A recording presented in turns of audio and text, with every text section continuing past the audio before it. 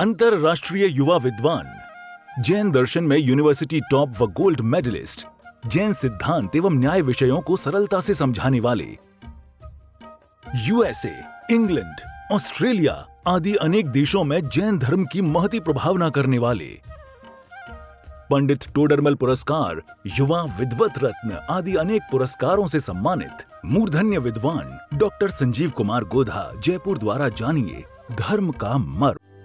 इस कार्यक्रम के प्रायोजक हैं स्वर्गीय श्री पवन जी कासलीवाल की स्मृति में उनकी धर्मपत्नी श्रीमती मधु जी कासलीवाल जयपुर एवं पुत्री दिव्या चौधरी, दामाद अरिहंत चौधरी, दोहिते शाइक चौधरी व श्रद्धान चौधरी किशनगढ़ अजमेर राजस्थान। नमो अरिहंताणम, नमो सिद्धाणम, नमो आयर्याणम, नमो उवज्जायाणम, नमो लोये सव्यसाहुणम। ओकारं बिंदु संयुक्तं नित्यं ध्यायन्ति योगिनः, कामदं मोक्षदं चैव ओंकाराय नमो नमः।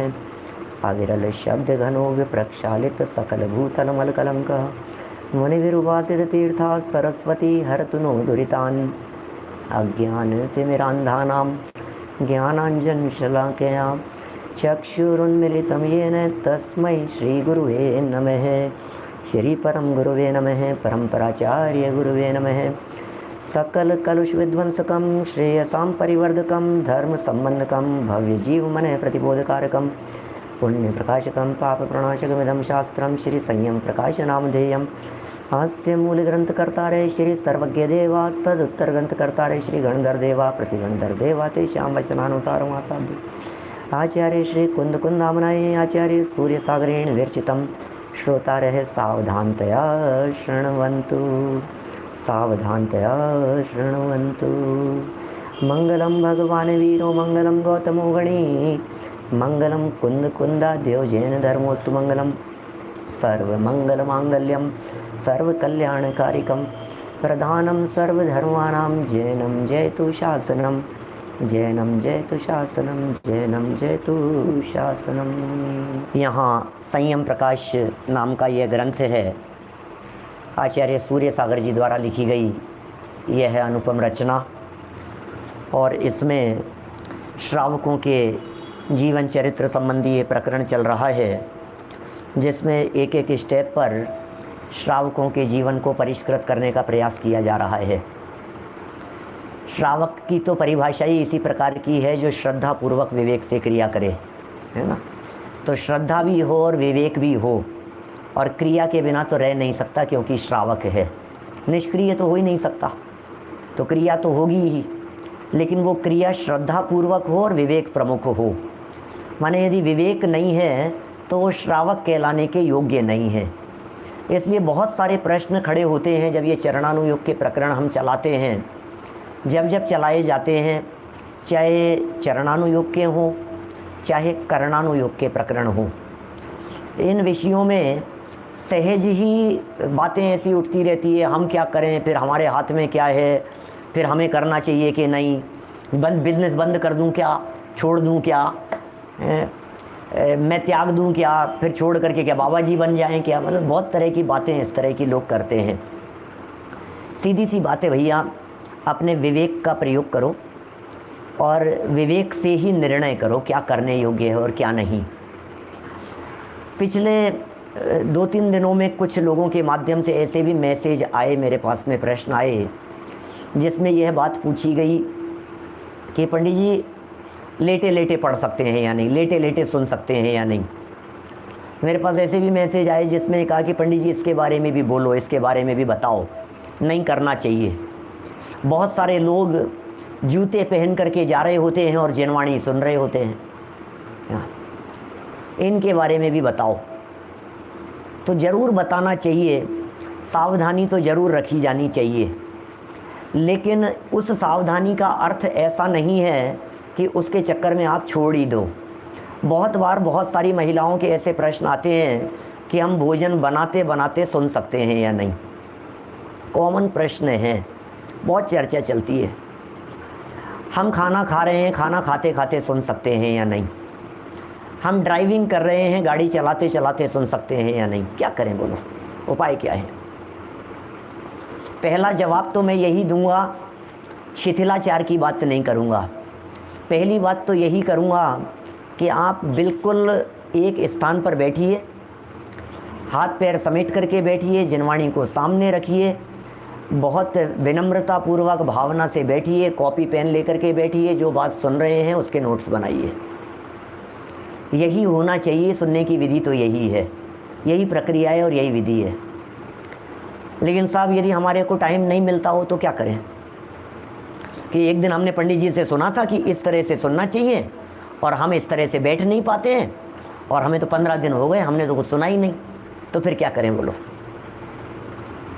तो फिर बोले कोई बात नहीं, नहीं सुनने की अपेक्षा से सुनना बेटर है, और जब सुनने की बात होगी तो अच्छे से सुनने की बात करेंगे।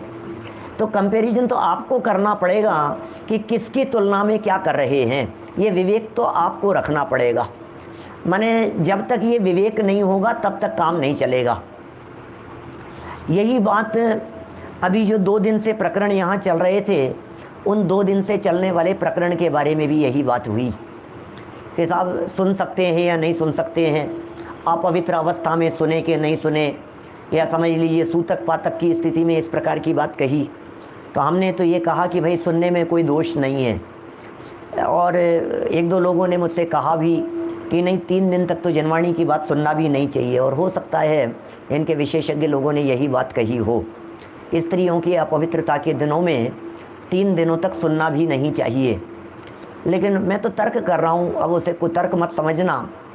जो आप कर रहे हैं, जो आप पालन कर रहे हैं वो आप कीजिए। सिर्फ इतना तर्क कर रहा हूँ कि कान में शब्द पढ़ने में क्या बाधा है, ये बताओ। कान में यदि शब्द पड़ जावें तो इसमें कोई प्रॉब्लम है क्या? हाँ, फिर तो आप ये कहेंगे किसी की हवा भी नहीं लगनी चाहिए, ये तो दूर से आने वाली चीज़ है ना। भाई तन अपवित्र है तो तन अपवित्र है तो तन से नहीं छुएंगे, तन अपवित्र है तो तन से नहीं बोलेंगे। लेकिन तन अपवित्र है तो क्या सुगंध भी नहीं आएगी, कहीं से हवा भी नहीं आएगी? कान में यदि कहीं से शब्द आ गए तो क्या करें? और किसी के घर में यदि ऐसी परिस्थिति है तो उसके घर में तो कोई सीडी सुन ही नहीं सकता है, उनके पिताजी भी नहीं सुन सकते, उनके हस्बैंड भी नहीं सुन सकते, बच्चे भी नहीं सुन सकते, दूसरे अम्मा जी भी नहीं सुन सकते, क्योंकि सुनेंगे तो कान में शब्द जाएंगे, तो ये कितनी बड़ी समस्या खड़ी हो जाएगी। फिर भी मेरी बात को आधार मत बनाना, जो विशेषज्ञ हैं उन्हीं की बात को स्वीकार करना। ये तो मैंने एक तर्क करने का प्रयास किया है आपके सामने, जो इसके लिए ऑथेंटिक व्यक्ति हों उन्हीं की बात को स्वीकार किया जाना चाहिए। फिर व्यक्तिगत परिस्थिति के ऊपर निर्भर करता है, जहाँ की जैसी परिस्थिति हो उसके अनुसार उसे निभाइए। चिंतन करने में तो कोई बाधा है ही नहीं, असली बात तो चिंतन करने की ही है। हमारा जैन धर्म तो चिंतन पर ही वजन देता है। देखिए इसी तरह की बात अब और आगे कह रहे हैं। भक्ष्य अभक्ष्य के संदर्भ में प्रकरण शुरू कर रहे हैं।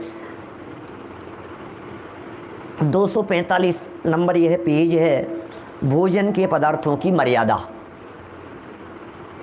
नया प्रकरण शुरू हो रहा है, खाने पीने में मर्यादा संबंधी बात कर रहे हैं।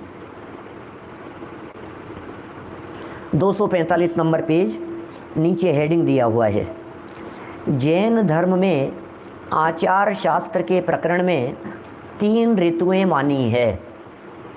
आचार शास्त्र के प्रकरण में 3 ऋतुओं की बात कही है। प्रत्येक ऋतु का प्रारंभ अष्टानिका की पूर्णिमा से होता है, सो 4 मास तक रहता है। यही पूर्वाचार्यों का सिद्धांत है। मैंने सबसे पहले पदार्थों की मर्यादा बतलाने के पहले ये बतलाना चाह रहे हैं कि ऋतुएं समझ लीजिए आप। 3 ऋतु हैं अलग अलग, क्योंकि मौसम के हिसाब से, ऋतु के हिसाब से उस पदार्थ की मर्यादा होती है। चरणानुयोग के शास्त्रों में जितनी भी मर्यादाएं बतलाई है, जैसे समझ लीजिए आटे की मर्यादा बतलाई, अभी आएगी इसमें सब आगे विस्तार से, तो वो सब मर्यादा गर्मियों में अलग है, सर्दियों में अलग है, बरसात के दिनों में अलग है, मसालों की अलग है, सब चीज़ों की अलग अलग मर्यादाएं हैं, लेकिन समय के हिसाब से है। और ये बात हम भी जानते हैं कि मौसम के अनुसार जीवों की उत्पत्ति में भी फ़र्क पड़ता है। जैसे हम सब जानते हैं बरसात के समय में जीवों की उत्पत्ति बहुत ज़्यादा होती है, इसीलिए चातुर्मास का विधान कहा गया है। बरसात के समय में 10 लक्षण पर्व भी विशेष रूप से ये भाद्र मास का इसीलिए मनाया जाता है। सावन, भादो और आसोज और कार्तिक, ये 4 महीने जो हैं ये चौमासे के महीने कहलाते हैं। तो इनमें बहुत सावधानी रखी जाती है। तो यही बतला रहे हैं, अगहन माने मार्गशीर्ष महीने से, इसकी एकम से, बदी माने कृष्ण पक्ष की एकम, यहाँ से फाल्गुन सुदी पूर्णिमा तक यह शीत ऋतु कहलाती है। इसको ऐसा भी कह सकते हैं, कार्तिक के बाद जो महीना है वो कार्तिक माने दिवाली का समय हो गया। माने बहुत सारे लोग हिंदी महीने नहीं समझते हैं ना, अब यहाँ तो लिख दिया है कि मार्गशीर्ष बदी एकम से लेकर के फाल्गुन सुदी पूर्णिमा तक। अब बोले ये कौन से समय की बात कर रहे हैं, कौन सी शीत ऋतु हो गई? तो बोले दिवाली के बाद से लेकर के और होली तक का समय हो गया ये, क्योंकि अगहन जो मास है ये कार्तिक के बाद आता है। अगहन को ही मार्गशीर्ष भी कहते हैं, दोनों एक ही महीने के नाम हैं। इसको मार्गशीर्ष कहते हैं, अगहन का महीना कहा जाता है ये। कार्तिक पूरी हो गई, दिवाली निकल गई, अष्टानिका आ गई दिवाली के बाद। दिवाली के 15 दिन बाद तक चलेगा, क्योंकि दिवाली जो आएगी ये कृष्ण पक्ष में आएगी। कृष्ण पक्ष की अमावस्या दीपावली का दिन है, और महीना कृष्ण पक्ष से शुरू होकर के शुक्ल पक्ष पे पूर्ण होता है। तो कार्तिक महीना उसके 15 दिन बाद तक चलेगा, है ना। तो 15 दिन बाद तक कार्तिक का महीना चला, माने दिवाली के 15 दिन बाद, दीपावली के 8 दिन बाद में शुरू होती है अष्टानिका। कार्तिक के अंत के 8 दिन वे अष्टानिका के हैं। इसका मतलब दिवाली के समय आने वाली अष्टानिका के नेक्स्ट डे तक, या उस अष्टानिका के दिन तक, या दिन से अष्टानिका पूरी हो जाने के बाद शीत ऋतु मानी जाती है। वहाँ से सर्दियों की ऋतु शुरू हो गई।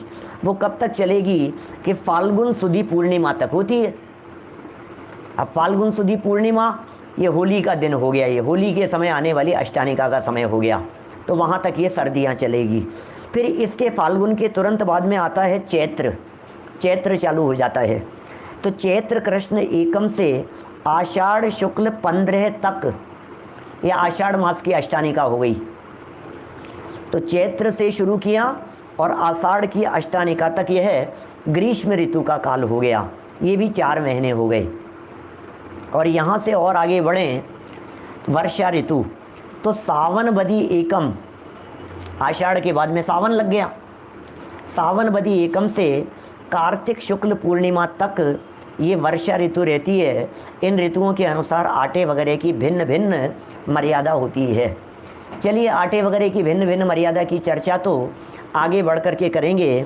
यहाँ दूध की मर्यादा संबंधी सबसे पहला प्रकरण दिया है, बहुत महत्वपूर्ण है दूध की मर्यादा। देखिए पढ़ते हैं यहाँ, महिष्यः पाक्षिकं क्षीरं गोक्षीरं च दशोदितम् अष्टमे दिवसे जायाः क्षीरं शुद्धं न चान्यथा। प्रसव के बाद किस किस का दूध हो सकता है? नॉर्मली दूध या तो गाय का चलता है, या भैंस का चलता है, या बकरी का चलता है।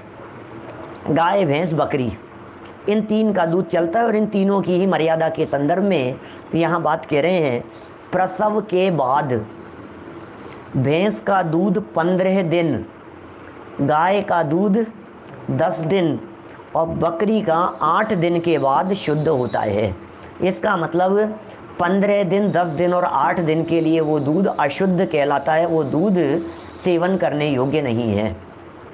तो ये तो उन लोगों के लिए बात। अब देखो, अपने को पता भी नहीं लगता है बाज़ार का दूध आता है तो हमें मालूम भी नहीं चलता है। और दूध वाला 15 दिन के, 10 दिन के दूध का नुकसान क्यों करेगा क्या? जबकि ये अभक्ष्य कह रहे हैं। ये सावधानी तो उन्हीं के लिए हो सकती है जिन लोगों के यहाँ गायें भैंसें हैं, या तो उनके लिए होगी, या फिर जो स्वयं गाय भैंस का दूध लेने के लिए जाते हैं वे इसमें सावधान रह सकते हैं। जिनके घर में दूध वाला आ रहा है उनके घर का तो भगवान भरोसे काम है, कुछ नहीं हो सकता है। हाँ, आप कह ज़रूर सकते हैं उसे कि यदि कोई आपके यहाँ गाय भैंस ने यदि बच्चे को जन्म दिया हो तो आप इतने इतने दिन तक हमारे यहाँ दूध न लेकर के आएँ, हम आपको उसके पैसे देंगे, तब तो वो मानेगा क्या? नहीं तो वो बताएगा ही नहीं आपको, वो कभी छुट्टी नहीं करेगा। आप उसे बराबर कहें कि आपको पैसा बराबर दिया जाएगा और बल्कि 1.5 गुना पैसा देंगे, क्या फ़र्क पड़ता है, 100 200 500 रुपये यदि ज़्यादा लग भी गए तो महीने भर में और कितना सा फ़र्क पड़ेगा, 15 दिन के दूध में कितना फ़र्क पड़ेगा, 15 दिन के दूध का कितना खर्चा होगा, 500-700 रुपये हो गया, 1000 हो गया, 2000 रुपये हो गया, इससे ज़्यादा फ़र्क नहीं पड़ता है। और ये फ़र्क भी पड़ेगा साल में, तो यदि आप उसको महीने में देखेंगे तो महीने में 150 रुपये का फ़र्क पड़ेगा, तो 150 रुपये महीने और रोज़ का देखोगे तो 5 रुपये का फ़र्क पड़ेगा क्या, जो आपको लगेगा कि कुछ नहीं है क्या। तो मतलब समझदारी वाली बात है, हमें विवेक से निर्णय करना है। मैंने पहले भी कई बार इस तरह की बातें कही है कि हमारे यहाँ घर में सर्वेंट काम करते हैं, नौकर चाकर काम करते हैं मान लो, तो आप उन्हें बतला दीजिए, उन्हें सिखा दीजिए। उन्हें पानी छानने के प्रकरण में पहले इस तरह की बातें कही थी मैंने, आप उन्हें सिखाइए, आप उन्हें कहिए कि आप इस विधि से पानी छान करके हमारे पास में लाएं, पिलाएं, क्योंकि यदि वो सावधानी रखेगा तो आपकी नहीं हो पाएगी। नहीं तो आप तो कहेंगे हम क्या करें, हम तो बैठे हैं, हमने तो ऑर्डर कर दिया भैया 1 गिलास पानी लाना, और वो ले आया, क्या होगा। आपका तो विवेक चाहिए ना, पैसे ही तो ज़्यादा लेगा और क्या है, और पैसे की किसे परवाह है। आज के ज़माने में पैसे की परवाह करने वाले लोग तो बहुत कम दिखते हैं। आज के ज़माने में पैसे की परवाह नहीं होती है। और फिर पैसा क्या मायना रखता है इस पाप के सामने। एक तरफ ये पाप है और दूसरी तरफ थोड़ा सा पैसा है, बोलो क्या करना है। यदि पैसा खर्च करके भी इस पाप से बचा जा सकता है तो सौदा घाटे का नहीं है क्या। इसे लगता है इतना घाटा हो गया, इसको घाटा और प्रॉफिट सिर्फ पैसे में ही दिखता है क्या, पैसे के अलावा घाटा और प्रॉफिट कुछ दिखता ही नहीं है। जबकि घाटे का और प्रॉफिट का संबंध तो परिणामों से है क्या, वो इसको लगता ही नहीं है। पिछले प्रकरणों के अंदर मैंने बहुत इस तरह की बातें कही है। हमारे सामने जो श्रोता बैठे हुए हैं, सामने मतलब मोबाइल के अंदर, उन्होंने ये सारी बातें सुनी है ना। तो बहुत विचार रखने वाली बातें हैं। मैंने हमेशा विचार करना चाहिए कि नुकसान किस चीज़ का हुआ। आपके परिणाम चले गए, उसका जो नुकसान है उसको ये कुछ गिनता ही नहीं है, जबकि वो सबसे बड़ा नुकसान है। परिणामों में विकृति आ गई, परिणामों में खोट आ गई, परिणामों में राग द्वेष आ गई, परिणामों में विभाव भाव आ गया, परिणामों में जो दोष लग गया है उसको गिनता ही नहीं है। ये पैसे का दोष ही दोष नज़र आता है इसको। भैया पैसे का दोष कुछ नहीं है, उसका कुछ फर्क नहीं पड़ने वाला है। असली दोष तो परिणामों का है। इसलिए अपने परिणाम जहाँ संभलें वो कार्य किया जाना चाहिए। देखिए, तो ये तीनों के लिए 3 बातें हो गई। भैंस के दूध को 15 दिन के लिए कहा, गाय के दूध को 10 दिन के लिए कहा, और बकरी के दूध को 8 दिन के लिए कहा। ये प्रसव के बाद में, अर्थात उनके बच्चे का जन्म होने के बाद, बछड़े आदि का जन्म होने के बाद। इसके पहले अशुद्ध होने के कारण पीने के योग्य नहीं है, मतलब इतने इतने दिन तक दूध पीने योग्य नहीं है। इसमें ऋतु के अनुसार मर्यादा की आवश्यकता नहीं है। माने दूध में मौसम का फ़र्क नहीं पड़ता है, क्योंकि ये तो प्राकृतिक चीज़ हो गई। इस प्रकार प्राकृतिक क्या कहेंगे इसे, ये तो पैक ही है, तत्काल उत्पन्न हुआ है और आ गया है। मौसम का प्रभाव नहीं पड़ रहा है, वातावरण का प्रभाव नहीं पड़ रहा है उसके ऊपर। किंतु गाय, भैंस और बकरी के थनों को प्रासुक जल से धोकर दूध दोहना चाहिए। माने दूध निकालने के पहले, अब ये विधि बतला रहे हैं, ये होना तो ऐसा ही चाहिए। कितना निभा पाते हैं, कितना निभा पाएंगे, ये अलग मैटर है, लेकिन होना क्या चाहिए ये जानना ज़रूरी है सबके लिए। हो सकता है कुछ लोगों को ये लगे कि बहुत मुश्किल है भाई साहब, हमसे तो नहीं हो सकता, ऐसी बातें मत बतलाओ, हम तो फंस जाएंगे। कि नहीं, जानने का दोष नहीं है, आप जानने से बचना चाहेंगे, ये बड़ा दोष है। आपको पता है, जानने से बचना ये ज्ञानावरणी कर्म को चाहना है। जानने से बचना ये स्वभाव का घात करने जैसा है। आप यदि जानने से दूर रहना चाहते हैं, इसका मतलब ज्ञायक स्वभाव की स्वाभाविक परिणति से दूर रहना चाहते हैं, यही अर्थ हुआ ना इसका। तो यदि आप स्वभाव से दूर रहेंगे तो फिर क्या होगा, फिर तो नरक निगोद के पात्र होंगे, अधोगति में जाएंगे। यहाँ हमारे को मौका मिला है समझने का, तो समझने का प्रयत्न करना चाहिए। और अज्ञानता कोई बचाव नहीं है, इस बात को अपने दिमाग में पक्का सेट कर लेना। अज्ञानता के कारण कहीं कोई व्यक्ति बचता नहीं है।